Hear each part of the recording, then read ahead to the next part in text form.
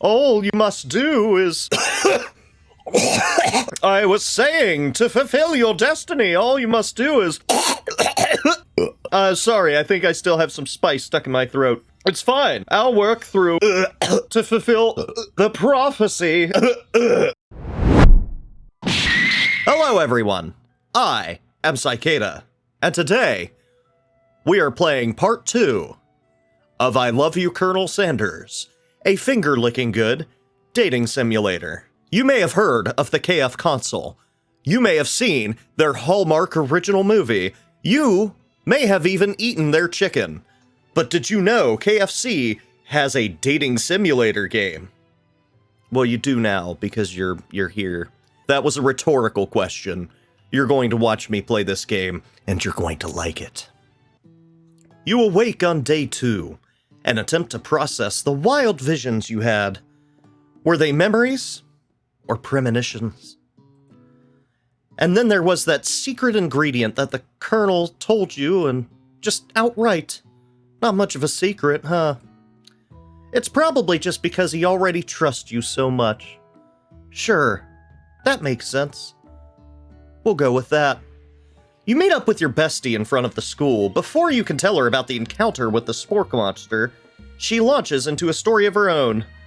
Okay, I know this might sound a little strange, but I think I might, I think I might like Clank. Like him. Like. I know, it sounds like it's moving too fast, but there's something about him. I like him. Like him. We got to talking after class. He's actually a totally sweet guy. Not only that, but he's really smart. He told me all kinds of stories about Colonel Sanders. Did you know that Colonel Sanders was the most popular kid in high school? How am I not surprised? No, but that does make complete sense. Yeah, but he was so popular that he was even voted prom king at a school he didn't even go to, and was also the convertible that he himself rode in on at the front of the homecoming parade. And was also the convertible that he himself... Did he turn into a car? I'm thinking maybe something got lost in the pressure cooker language translation there. Yeah, okay, I'm glad you addressed the typo. Either way, maybe it'd be best if you took it slow with this new boy, like I am with Colonel Sanders. You and Colonel Sanders, the coolest guy in school, the most famous student to ever attend the University of Cooking School, Academy for Learning, you're a thing now? We definitely connected yesterday.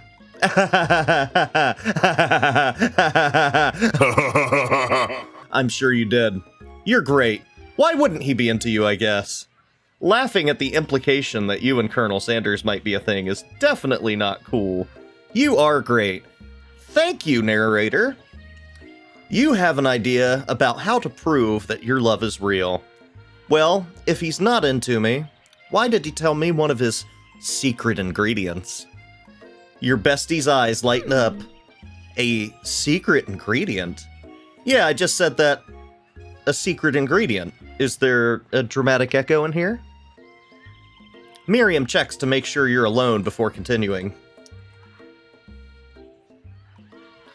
So this summer, while I was on vacation with my family, a lovely man approached me in a botanical garden where I was wandering. This can't be good. He told me all about his passion for spices. Secret spices. The man even gave me some, to show me what he meant.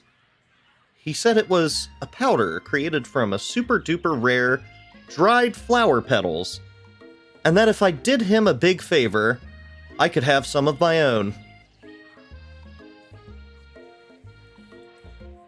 Please, Miriam, don't tell me. So I filled my suitcase with them and I brought them home. He was so nice, he even met me at the gate when I arrived. Later, when I cooked with them, a very strange feeling came over me, and the flavor was unlike anything I'd ever tasted. I think you're being very liberal with the meaning of spices here. Whatever. Anyhow, we both share an interest in cooking, so we've stayed in touch, you know, like pen pals. I bet he would love to know how much more about, he would love to know more about new spices. Well, I'm definitely not supposed to share Colonel Sanders' secret recipe, Miriam. And besides, I only know the one ingredient, so I doubt it'll be much use to anyone. Cough, fibber, cough. Please, please, please. It would mean the world to me. No one has to know it came from you or Colonel Sanders. What do you think? Should you protect Colonel Sanders' secret or share it with your bestie? Make up a fake ingredient. You quickly think of a fake ingredient name. I don't know. How about... It was Eye of Newt. Oh, wow. That is a terrible lie. I know, it sounds like some witch's potion, but what can you do? Eye of Newt? Wow. Her eyes light up, imagining such a thing, and you figure that you've satisfied her curiosity and she'll move on. That's gonna come back and bite us in the ass later, I just know it. I just know it. I just know it. Miriam is going to mess this up for us. Miriam? Damn it! What that chicken dick? However, she immediately turns around and does some thumb typing on her phone that you can't quite see. That's probably not good. Before you can ask her to confirm that she was definitely not texting secrets to other people, you're interrupted. A wind rushes in. Cherry blossom petals fill the air. It's Colonel Sanders. He's arriving at school on a magnificent stallion. Stand back and admire his majestic glory. Colonel Sanders' horse is truly a thing of beauty. Without ever... God damn it. Without ever acknowledging that he's being watched, he does a short horse dance before dismounting with a flourish. He then slaps the beautiful creature gently on its rear, sending it running free into the countryside. You are so struck by the sight of him that you lose the ability to speak coherently. Oh, I didn't realize anyone was watching. Don't worry, he knows his way home. You attempt to compliment Colonel Sanders, but the words don't come out exactly right. It's good, Colonel Sanders. What a horseful beaut you have. I mean, what a horseful beaut you have. Yeah, it does sound like me. Being a good friend, Miriam attempts to cover for you.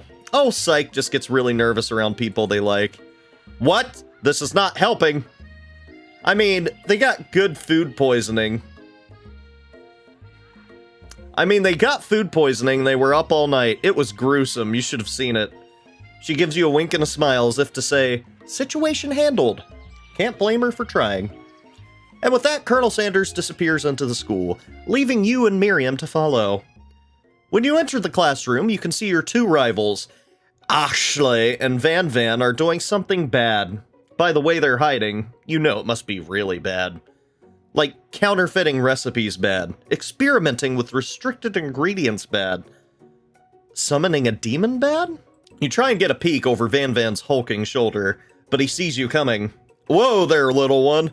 I'm afraid you're not ready to handle this. Why is his voice different every time? I don't know the fuck I'm doing. Why don't you make like a bee and mind your own wax, honey?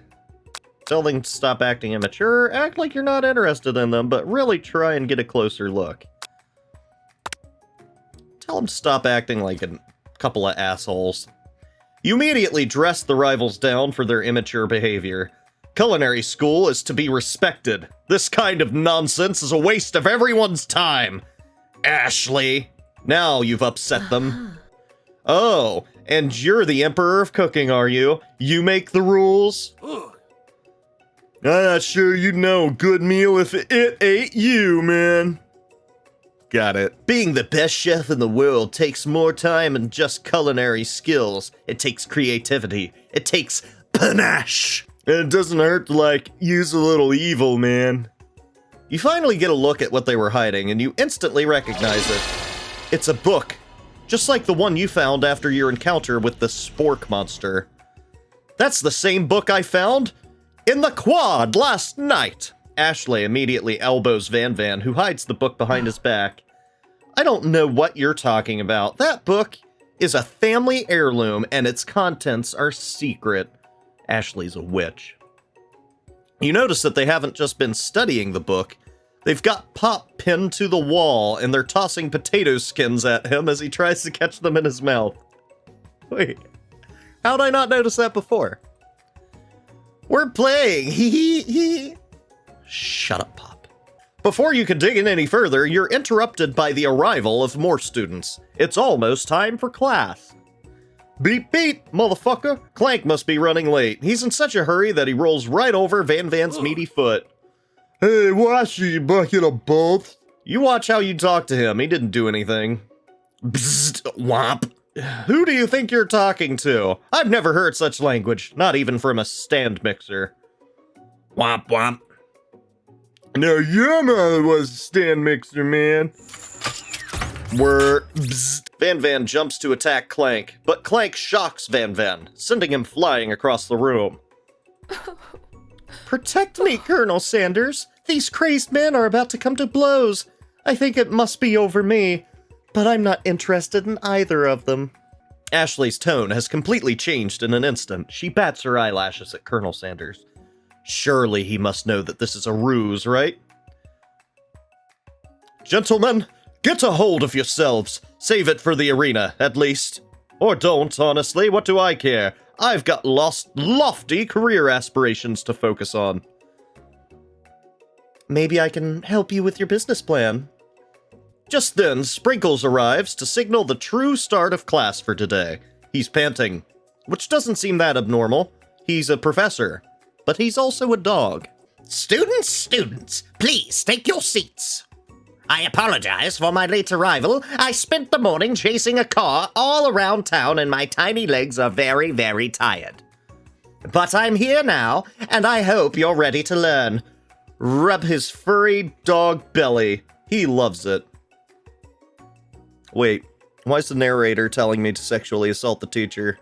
After he catches his breath, Sprinkles regains control of the classroom. Without further ado, we'll review the global history of my favorite fowl, the chicken. You want to pay attention to the lesson. Truly you do. Which is why in 1776, at the signing of the Declaration of Independence, it was a chicken who first signed their name. But you can't help but daydream about Colonel Sanders, and you miss most of the important parts. When you come to, Sprinkles is holding a tray of food in front of you. Well, Psych? Naturally, this appears to be a simple platter. A sample platter. A simple sample platter. Which item do you want to sample? A shimmering pepper. A brightly colored pepper stands out from the other items. It sparkles in a most eye-catching way. So naturally, you each reach out to it, grab it, and eat it right away. However, your body is not prepared for the heat.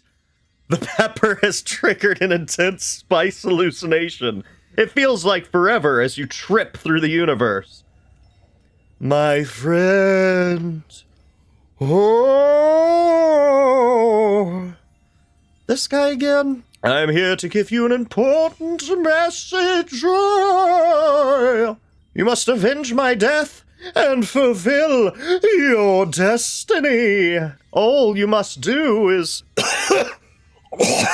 I was saying, to fulfill your destiny, all you must do is... Sorry, I think I still have some spice stuck in my throat. It's fine. I'll work through to fulfill the prophecy. You feel yourself begin to regain consciousness. Oh, man. You come to and find everyone is staring at you. That pepper was the last of its kind on Earth, and now it's gone forever. You think to yourself, geez, I should pay better attention. We all make mistakes. I'm sure he'll forgive you someday. Come on, it's time for lunch. Before anyone can relax, the cafeteria lights dim, and your rivals enter to make a dramatic announcement.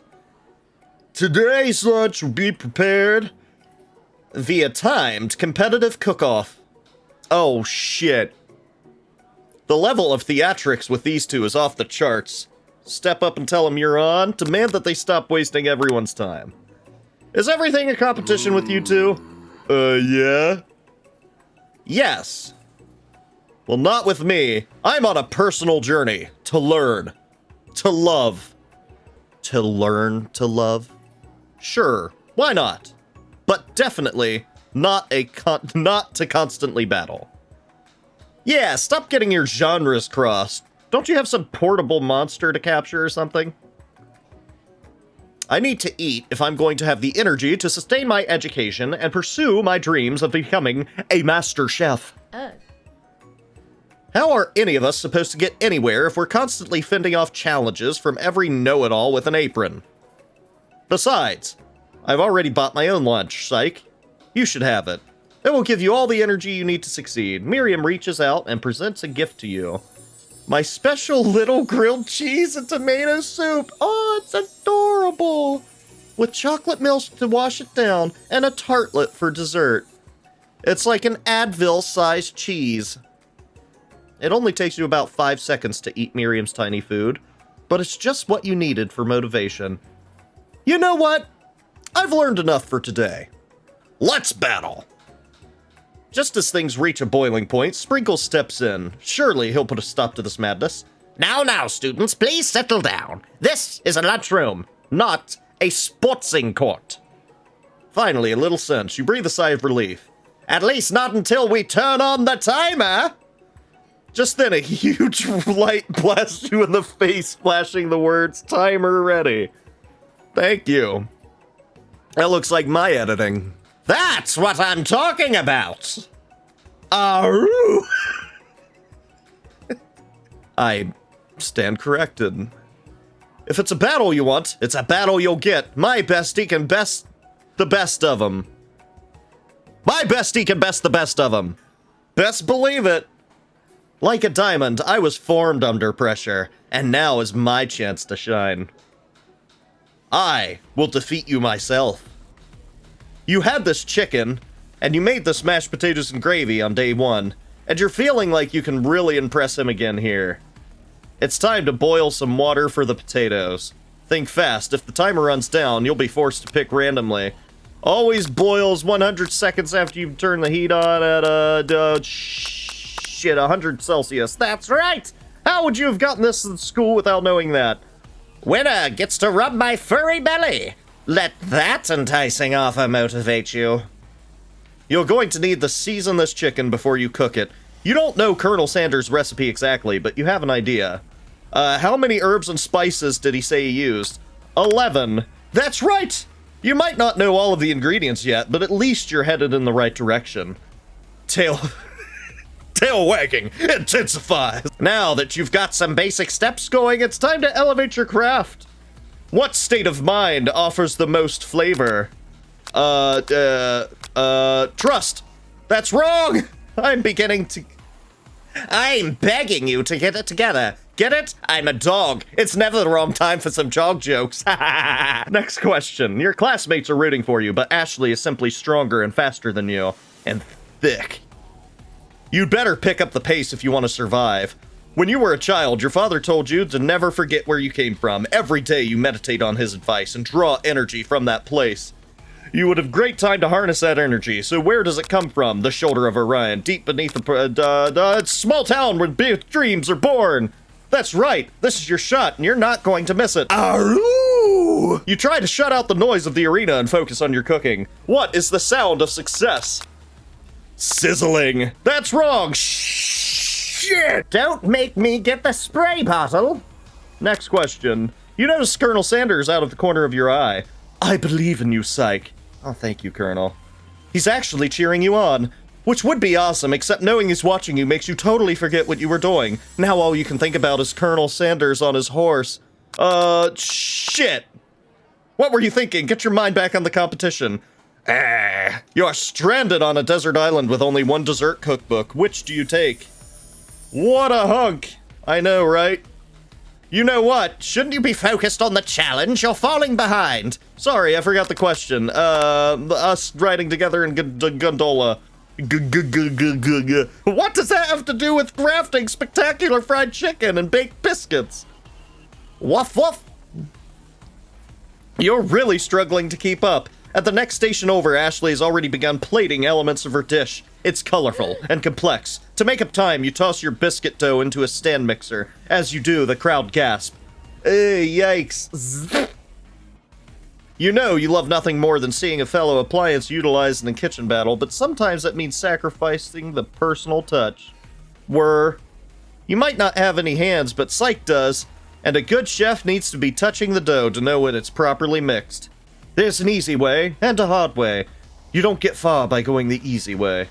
When you hear everyone talking, you realize how serious your error was. You immediately shove your hand into the mixer to rescue your dough before it's overmixed. Psych, no! But you're not fast enough, and your hand gets stuck. It's immediately crushed by the quickly spinning beaters. There's no way you'll be able to use that hand for the rest of the match. Or ever again, for that matter. Colonel Sanders shakes his head in shame. What you often find is that the easy way can turn out much more difficult. Everyone, stop what you're doing right now. This battle is over. It can't be. I was so close to finishing my dish. Sweetheart, look at your hand. You simply can't go on. Aw, that's too bad. And here I am with a completed dish ready to serve. Surely that makes me the winner by default. Oh, no, it wouldn't be fair to compare the two. On account of Psyk's injury, that is. You see Sprinkles begin to lick his doggy chops as he locks onto the dish. But I suppose you should at least tell us what you prepared? Well, because I'm the sweetest, I skipped straight to dessert. Fuck you, Ashley. Under this white chocolate dome, you'll find a wide array of delights, taking you on a journey of flavor that tastes as good as the story it tells of excellence. I was going to ask Psyk to do the honor, but since you're injured, I'm afraid that pouring this creamer of delicate hot chocolate sauce might be too difficult. Colonel Sanders, if you wouldn't mind lending me your strong, steady hand. Colonel Sanders pours the hot chocolate sauce on top of the dome, causing it to melt away, revealing the ingredients hidden within. Inside, you'll find a delicate fried cheese croquet, atop a slice of honeycomb, ice cream 2 ways, tender nougat, and pearls of blueberry gelée. Colonel Sanders seems intrigued, but perhaps not impressed as he dips his fingers into the chocolate sauce. Simplicity isn't your strong suit, is it, Ashley? Oh, you, hee. As he places a sauce-covered finger into his lips, Ashley leans over and whispers something into his ear. A dab of sauce sticks to his mustache. Put yourself between them. You reach out with your apron to wipe the sauce off his glistening face. Colonel Sanders recoils and brushes you back. That's probably not great. This goatee isn't just a fashion statement, it's also functional. I was saving that flavor for later. Game over? What? What? Try again? Do I try again from the beginning? Oh no, we're doing it again! No!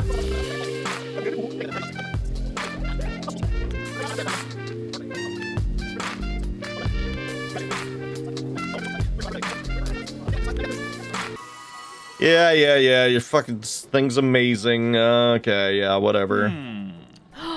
So I guess what we have to do is internalize the rage we feel. Your rage burns so intensely within your eyes that they burst into flames. The flames cause your eyebrows to catch on fire and turn into ash. They fall off your face, which means people have a hard time understanding your emotions for the rest of the semester, perhaps forever. He's not digging it.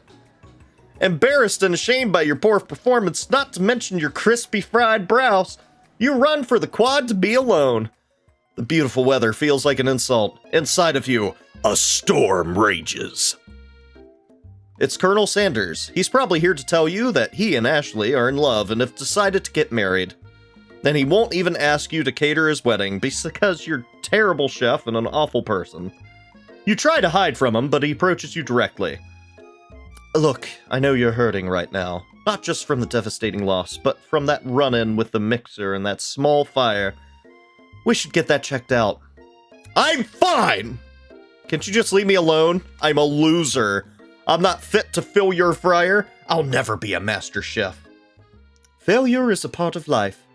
Not just for you, but for all of us. Do you think I've never failed at anything before? Yeah, actually, yes.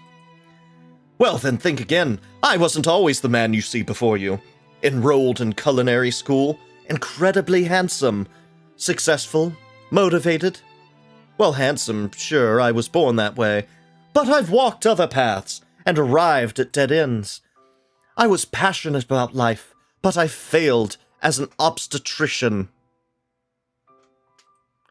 I was passionate about justice, but I failed as a lawyer. I was passionate about livestock, but I even failed as a mule handler. That one was especially humiliating. Mules can be so cruel. I didn't know. People see my delicate ribbon tie and my well-kept beard and assume that I've got it all together. Which is true now, but it hasn't always been. Sounds like this guy could really use a hug. I resolved then that I was going to amount to something. No amount of hours, labor, money could ever deter me from giving the best I had to give. As Colonel Sanders changes focus, you can see something ignite inside of him. A burning passion. A soul still burns. One has to remember that every failure can be a stepping stone to something better. A new dream is pure. It's honest. It's something that a humble man in a crisp white suit can be proud of. I will create a new chain of chicken restaurants that will bring joy to the entire world and make up for my past misdeeds. And mess up my order at the drive-thru. I wanted a goddamn bowl. I wanted a mashed potato bowl. I gotta get... Never mind, it's not important. Yay! Shut up, Pop. Just as your moment grows intimate, you're interrupted by a threatening, shadowy presence. Battle-scarred from the night before, you prepare for the worst. It's the Spork monster! Borko? It is I. I know I said I wouldn't be back, and after the whole fight to the death thing, maybe you don't really want to see me anymore, but I just wanted to say I was wrong to attack you, and I apologize. I know what it's like having to always look over your shoulder. Monster problems, am I right? Aw, thanks, Borko. I'm glad you don't have any hard feelings.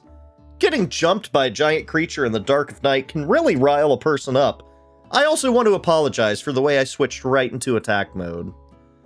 I know that you're strong, and cooking school can put person under a lot of stress. I actually used to go to the school. I wasn't always a spork monster, you know. I don't believe it. You were human once? Well, no. I was a golden retriever, but I was still a student. One day, I came in and mean kids with a magic spell book cast a dark enchantment on me, and I was forever transformed. A magic spellbook, you say? Precisely. I'd procured a copy for myself, but somewhere along the way I've lost it. If you find such a book, I beg of you, respect it. You're a powerful chef, and shouldn't rely on such dark and evil magic. No, you should be protecting the innocent from those who would cheat them through sorcery and guile. This is taking a weird turn. If you need me, don't fear. I will be there. Well, thanks. It sounds like there are some bad cooks in the kitchen of life, Psych. Together, I am sure we can defeat them. Come back to my hideaway and we can discuss. Oh boy. A personal invite? You can't imagine what Colonel Sanders' home must be like, but it sounds like you're about to find out. Yeah, I am. This is happening. Stepping inside of Colonel Sanders' home, surrounded by all of his things, you start to feel a special bond with him. It looks like you live such an exciting life, Colonel Sanders.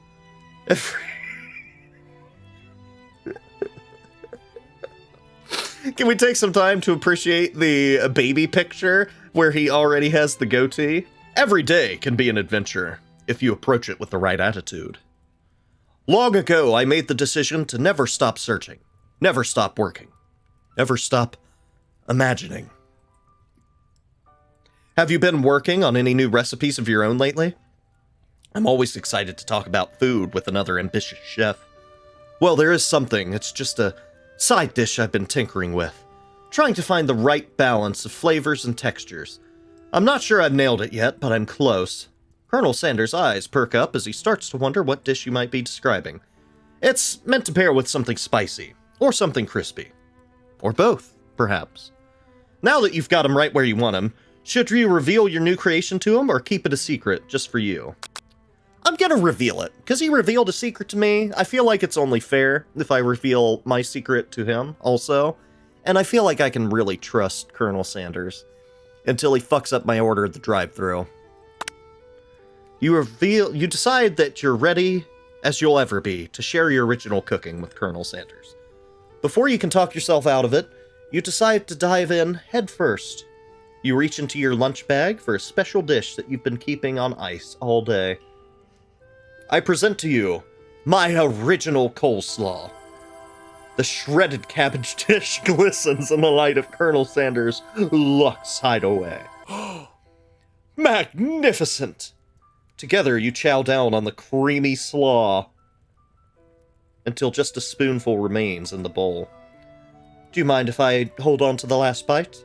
I'd like to have it around so that I can admire its taste for later and think back on this moment. You could offer him more, but he seems like a very sentimental kind of guy. Sure, why not? Please, make yourself comfortable. I'll be back in just a moment. I'm gonna start taking some stuff off. What's that? You realize now would be a perfect time to do some snooping. Around the room are various items that you can look closer at. Each item seems to radiate memories and emotions. Tap on an item to discover more about the Colonel. Aww! What about the urn? You take a closer look at the large urn sitting on a nearby pedestal. There's a plaque on it. It's dusty, but when you wipe it off, you can read the inscription. It says, "Here lie the ashes of all my past careers and business failures." Okay, did he burn? Is he an arsonist? Did he burn everything down? Poor guy. What is this? This must be where he keeps the secret recipe. You think for a moment, what number is important to Colonel Sanders? Then it dawns on you. As soon as you turn the dial to 111111, the safe opens. Inside it, you find a single note.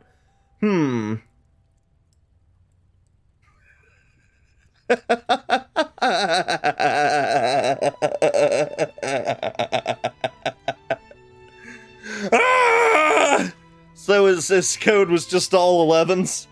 And it's just the note that says, "Can chicken be prepared sashimi style?" An adorable little baby boy crawls across the floor from the goatee and mustache combo he sports. You figure it must be Colonel Sanders himself. That, or maybe it's the drumstick that he seems to be waving like a rattle. Who frames a baby picture of just themselves? I'm starting to think he might be a serial killer. Probably the same type of person who would make their own face the logo for the company they founded. Am I right?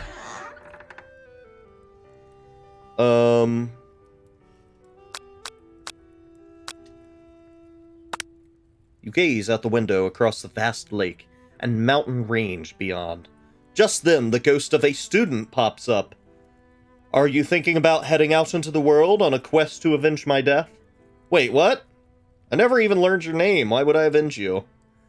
I could just tell you my name right now. I don't want to know. Can't you see I'm in the middle of something? You open the window a crack, and the ghost of a student is swept out with the breeze. I'm gonna go in this room. You open the door to Colonel Sanders' closet to find a row of his signature white suits hanging within. You can take one off its hanger and try it on. The jacket's a bit big for you, but it's soft and comfortable. You give yourself a deep hug, breathing in his scent. They say that home is where the heart is. Is this what they meant? Before you can look any further, you hear Colonel Sanders returning. He has a new dish that he's been working on, and he wants you to taste it. You try to act casual until he asks you, "Why are you wearing my fucking jacket? Why are you wearing the jacket? That's my jacket. Put it back in the closet." Aww. I don't usually loan those out, but I must say it does look good on you. Oh, shit, the jacket. You forgot to take it off. You decide that now is your moment to make a big move. Tell him you're cold. Tell him you're cold. That always works. That's a classic trick. I'm just a little cold. I'm so sorry. I didn't mean to intrude. I just got a little cold and thought this might warm me up. Colonel Sanders smiles and scoots close to the fireplace. It's warm by the fire. Why don't you come a little closer? Suddenly, everything feels like it's moving too fast. Yeah, it is. Final exams are tomorrow. You should be thinking about what you're going to cook. You should be home studying. Overwhelmed, you take off the jacket and run for the door, but the thought of leaving Colonel in the midst of such an emotional breakthrough gives you pause. You stop yourself. Colonel? Yes, Psych? I honestly think this may be the beginning of something wonderful. I think you're right. We should take things slow. You talk late into the night and drift off into slumber. Dream sequence.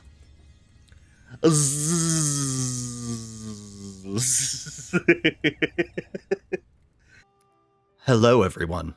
Editing Cicada here, and I didn't realize that this episode would be as long as it is, so instead of making an hour-long session of I Love You, Colonel Sanders, we're going to go ahead and end this episode here. If you liked the content, go ahead and like and subscribe. I'd really appreciate it. Also, stay tuned for the next episode of I Love You, Colonel Sanders, a dating simulator. A finger-licking good dating simulator, in fact. And, just generally be cool. We'll see you next time. Bye!